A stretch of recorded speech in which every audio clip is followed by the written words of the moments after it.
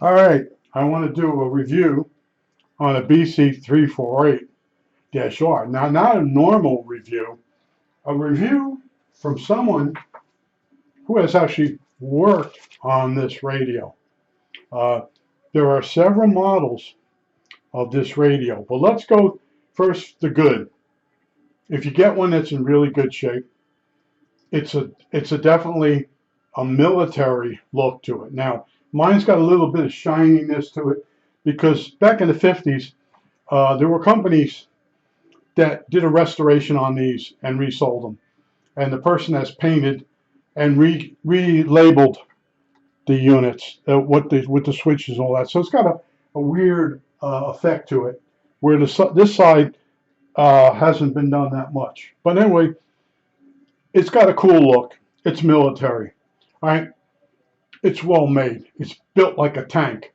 It's not a cheap piece of crap. So if you get one that's in really good shape, you're going to be happy with it. You might not get it working, but at least it's a shelf queen. Right? So now, one of the good things about it is uh, these boxes. See these boxes? Those 4 boxes? All right, in those 4 boxes, let me make sure she's still in focus. I did this video and I was way out of focus, and I know it make people crazy. Those 4 boxes, the first one has the first RF, second RF, mixer, oscillator. Now, by having those boxes, a person that is told to deox all the switches probably won't realize there's switches down in there. They're the band switches. They're ganged together with a rod that runs through them. So you're most likely to get a radio that hasn't been done in with deox. Now, what does this radio in? It has the mica mold capacitors in it. And I showed you, you cut the top lead and you grab the body and you move it up and down until the second wire breaks off the terminal from metal fatigue, because it's very hard to get underneath and unsoldered.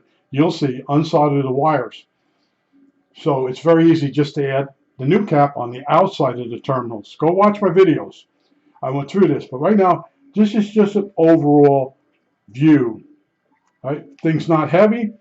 This body of this radio, you can call it a boat anchor if you want, but it's all aluminum, so it's very light. Now, some of the bad things about it. Number one, there's no AM broadcast band. Now, right now, this station is above 1500.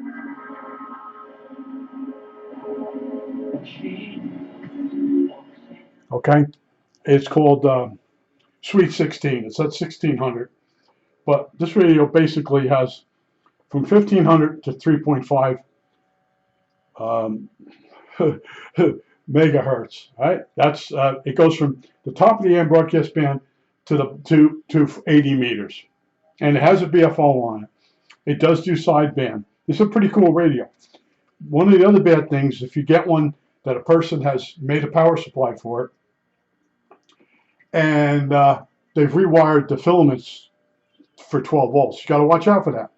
You hook a 24-volt transformer to the filaments, and you're going to burn them out. You got to do some ohm checking, and anyway, that could be really bad. It's really hard to take this radio from 12 volts back to 24. Now this has basically been sitting around for years. The guy sold it to me. When he opened the case, he realized there was a scratch or a dent in the dynamotor. He emailed me back, and he said he was really sorry. He's going to send me another model, but it turned out okay. And so this is my best one. This is basically museum quality. It's been recapped. I might have done other things to it, but and when it got shipped in a cardboard box without any padding. So the terminal for the antenna got broke off, but I was able to salvage it. It's all it's all there, and that's one of the wacky things on this radio. When you see them bodged on eBay, you'll see this here knob here should turn the lights up. All right, so the light lighting up. It's not the greatest, but you'll see that's missing, or it's been turned into something else. Also, this, I don't know if you're going to hear it.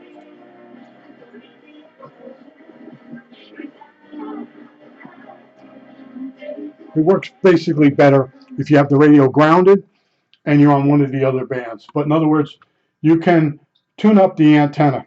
And this is a push button, and you stick your wire in it. They're called spring jacks, whatever you want to call them. But what you might see on the radio on eBay is a PL259, if I got the right number. This is like a CB radio jack. It's a ham jack. You'll see that up here, down in here. On the newer models, you won't have the antenna tune. You won't have 4 IF cams. You only have 3. You also see one of these. This is a BNC. Yeah, my fingernails are long. I just did this video and realized it was really way out of focus. And I'm doing it all over again. So,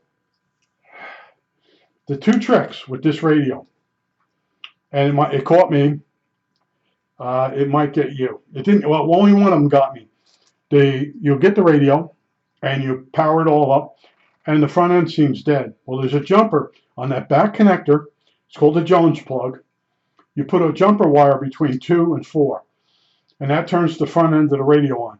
That jumper, when it goes out through the wiring system to a transmitter, goes to a relay contacts. And when the transmitter is transmitting, it lifts those 2 wires off from each other. And the front end of the radio goes dead while you're transmitting. Then when you go back to receiving, the relay clucks back down, and this comes on. But there's only one mention of it, and I had a guy razz me about it. Oh, you didn't know that. Anyway, it's on one of the diagrams for the wiring harness that goes between the transmitter and the receiver, and it tells you about that jumper. You know, warning you that you might be hooking it to a transmitter, and somebody might have put that jumper to make it receive, and you better remove it, or you're not going to get proper operation. The other trick, and you'll have guys fight about this on the internet, is the minus lead of your power supply, which would be your dynamotor or the power supply you build. The minus does not go directly to ground. It goes to ground through the audio section, through a resistor, through blah, blah, blah, blah, blah, to ground.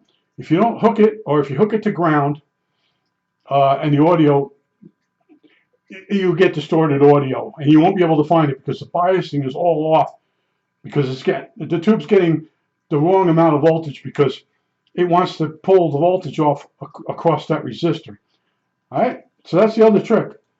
So when you make a minus in power, you make a power supply, high voltage power supply, probably about 220. You use the plus and minus on the terminals. There's lugs with terminals on them. Your power supply goes to them. They're the ones that go to the dynamotor. That's where you go. You don't go throwing. You don't go and put your ground of your power supply, the high voltage, to the chassis, or you'll get distortion. You'll go crazy. You won't find it. I guarantee you right now, there's a person that got this radio working, but he didn't put the power supply in correctly. And I got to mention with the deox and that, people, they tell each other, you got to spray with deox. You can do a lot of damage with deox. I mean, a lot. These guys that tell you to use it, you can spray certain volume controls and disintegrates them. And they'll tell you, well, that's deox-5. Well, you told the guy use deox. You didn't specify, which ones. Now, the old Hellcrafters, I think it was an SX 24 I had, 34, whatever, 42. Yeah. That's prone. If you spray that with deox, it soaks into the wafers, the phenolic pieces of the wafer switches, and it becomes conductive. And they burn up and they go on fire. And that's what deox does to some radios. Not all radios. Now, I'm sure the company that makes it, it works. Yeah, but you can't put on the can, don't use on really old radios, because there's some that works and some that don't work. But this is the old model, BC348-R. And one of the things you'll see when we go up in here, I'll give you some eye candy. Hopefully it's pretty well focused. See that glow tube? That's a neon bulb. And that regulates the voltage, DC-wise, for the local oscillator, which is in here. Make sure I'm in the frame. Wait. Oh, this camera's being a jerk again. Right here. There's a can. Now, the oscillator, you want it to be in that sealed can. You want the lid on the radio without any holes drilled in it. Also, there's four IF cans and one BFO can. Now, as far as drilling holes in the cases, you'll have guys on the groups. Oh, I drilled a bunch of holes to relieve the heat. Well, you just screwed the radio up as far as what would you call it, an antique or a collectible, and you didn't fix the drift problem that you thought you fixed. Let's get it back in frame. What happens is the hot air goes out of the holes, pulls cold air into the front, causes the oscillator to drift more than it would. All right. So there's a lot of information that's on the internet that's wrong, especially about this radio. I tried to do a bunch of videos on this to straighten it all out. And what happens is people, when I was doing the BC348, you're doing too many videos on it. Wasn't for that guy. See, the guy complaining, the video's not for him. This video isn't for him. Some people just want eye candy. They want to sit there and they want to watch and make believe. And that's not what my videos are. My videos tell you what I got messed up with, like that jumper, 2 to 4 on the back. And I had a dead front end, and I was starting to get suspicious. And then I went through the, went through the manual, page by page, and I spotted. I got so lucky I spotted it. And right away, I knew what that jumper's for. I understand. You shut the front end of the radio off when you got a transmitter next to it and you're transmitting. That's what you do. Now, there are ham guys that used to burn out ICOM R71As. They used to put the transmitter and receiver on the same wire, on the same antenna wire, and burn them out, fry them. And then they'd argue with me, that shouldn't burn the radio. I never had a radio go bad like that. Then you say, this your first transistor radio? Yeah, why? And I'm like, yeah, that's it. See, when you have tubes, you can get away with a lot more. Now, I had old tube radios I repaired. The 3 or 4 turns on the first RF amp coil would be gone. It's fried. The person put a transmitter on the antenna for the radio, and then when they transmit, they just turn the volume down on the radio. Meanwhile, the RF is hitting that coil, and after a while, it burns that winding out. And that would be an easy fix. And it was usually 80 meters, the bottom band, one of the bottom bands. And I've repaired so many radios, I really don't want to do anymore. I did put a bid in the other day on something, and the person, I knew he wasn't gonna take it. It was a good bid, and it's a recycling center. He gets the radios for free, or next to free, and then he wants a certain amount. I offered him a really good amount of money, and I don't want to spend too much on a radio because I know how many parts have to go in the radio. I know how many days it's going to take me to get the radio working. And the radio basically is this. Same radio as this, only it's chubby. It's for the Navy. I can't remember the number of it. It's got 3 letters and -5, whatever. But just want to real quick show you this radio. This is one of my favorite radios. This particular one right here.